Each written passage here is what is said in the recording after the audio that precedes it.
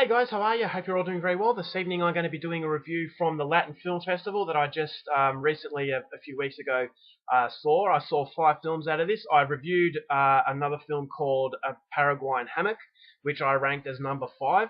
So as I said, I'll be reviewing all the films that I watched in order. So number 5 being the least favourite, and then number 1 being the favourite. So today we're going to go number 4. Now, this film is actually the first film I saw of the festival, and it's from Uruguay, so Spanish language with English subs, released in the year 2012, directed by Diego Asuaga, and this movie is called The Engineer. So basically, The Engineer is a story. It's kind of like a biographical film, although it is done in a kind of creative liberty way, in that it is based on a true story, but for the film, it's taken some creative liberties. So it's not entirely true, but it's based on the true story of Uruguay's football coach. Now, in the 70s, Uruguay being such a massive football nation, they were in the Copa America, they got to the final, then all of a sudden this manager of this team that was very well known didn't turn up to the game. And it's been a mystery as to what the hell happened, because a lot of people have tried to interview him. He doesn't want anything to do with it. There is a deep, dark secret, but he has basically carried his secret with him for all this time. And a lot of people in Uruguay have come to believe that he is going to carry this secret to his grave. So one reporter is lucky enough to get his attention, and this soccer coach decides that, yes, I'm going to do an interview, and for once I'm going to tell people why I just went missing. And basically the truth is going to come out, and this is an opportunity too good to refuse from this reporter. So he goes out to the very remote house that this guy, nicknamed the Engineer, is living in, and over the next week this guy is going to not only teach him about the truth, but also teach him about life itself, because this football coach seems to be not only knowledgeable on the game of football, but also life. So no one is going to be the same after this week, and what happens at that point on is something you're going to have to find out for yourself, because that's as far as I'm going with my synopsis.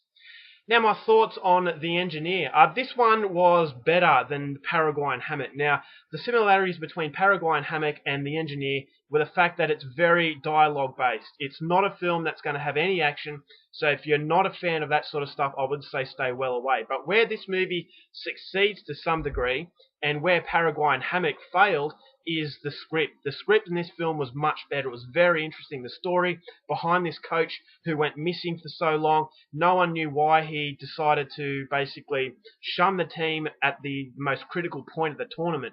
And I thought the level of mystery makes you want to know more, whereas in Paraguayan Hammock, you just didn't care about the characters because not enough was said.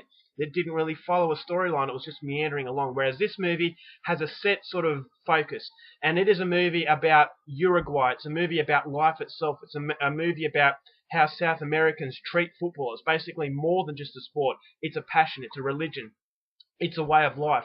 And the movie documents that very well. There are constant sort of comparisons to everyday life and that of football, and how it brings together a whole country. And it says so many times that during these main points in football tournaments, such as finals or quarterfinals, semi-finals, the whole nation comes together, and it does show you the power of football.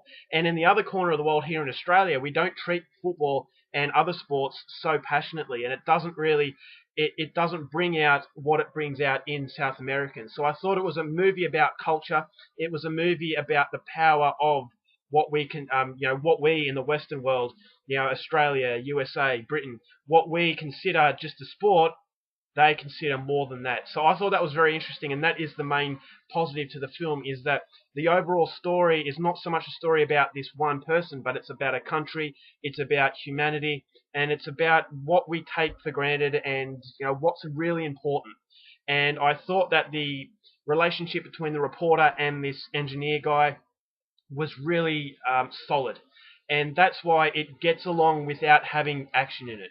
It doesn't need action because it's interesting in itself. This engineer guy, he is very mysterious, and the further the movie goes on, you know a little bit more about him. And the main question is what happened on that day he went missing. And basically, that's what keeps you wanting to know more. And so I actually thought this movie had a very solid base, and it does it fairly well. Now, I would have liked it to have some flashbacks, maybe, of some old football footage. I thought that would have been a lot better, because there are moments in the film where you think to yourself, well, there is strong dialogue, the relationship between the reporter and this coach is very interesting, but I want a little bit more. having flashbacks and maybe having real footage of football matches, I actually thought would have given it a little bit more of a marketing. It would have attracted a lot more people than it actually has. Now, this is a relatively unknown film, but I thought, just throwing in a little bit more of a theatrical standpoint would have been a lot better, because it would have felt more than just a conversation between two people. And I'm not saying that it's a terrible thing, because it is very well written. The characters are very well drawn out. You want to know more, but it just felt like there was something missing that would make it a great film. And that thing that was missing was just a little bit of action. Maybe, as I said, having flashbacks or just having something else. It just felt like it was basically, the majority of it was set in one setting. And as I said, just one person talking to another one. If you're not a fan of this sort of stuff, I would say stay away. But for me, I enjoyed it. And I thought it was very interesting. I thought it teaches you about life itself. And it does teach you about different cultures. So I thought the ending was very good. It is very funny as well. I thought that there were humorous moments in the film that really surprised me. I wasn't expecting that. So I thought that was a very welcome addition to what was a fairly, a memorable film.